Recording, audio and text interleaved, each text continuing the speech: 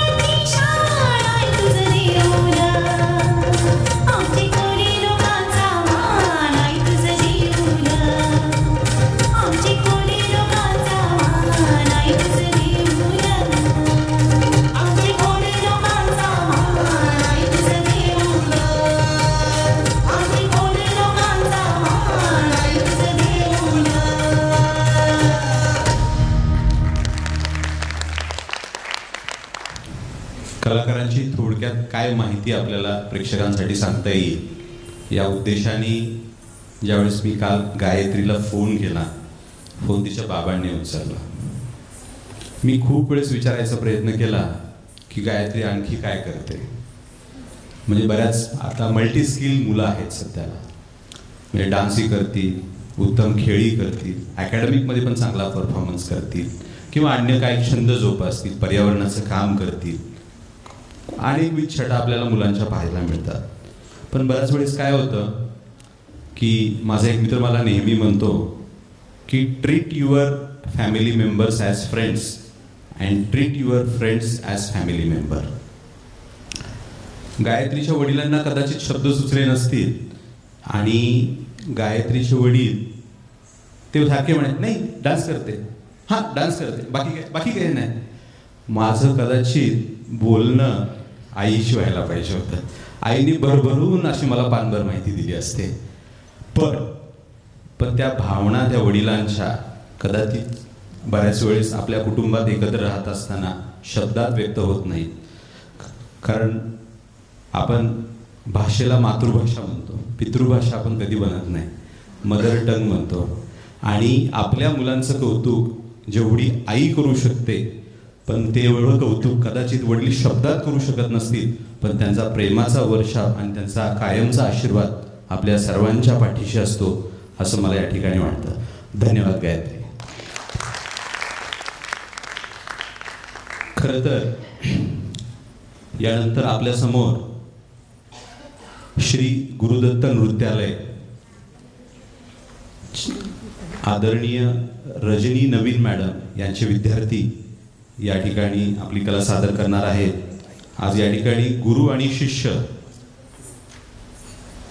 असे 2 परफॉर्मन्स आपल्याला वेगवेगळे पाहायला मिळणार आहेत. त्यापैकी आत्ता रजनी नवीन मॅडम यांचा ज्युनियर ग्रुप आपल्या समोर सादर करत आहे. अनिशा पाटील, तन्वी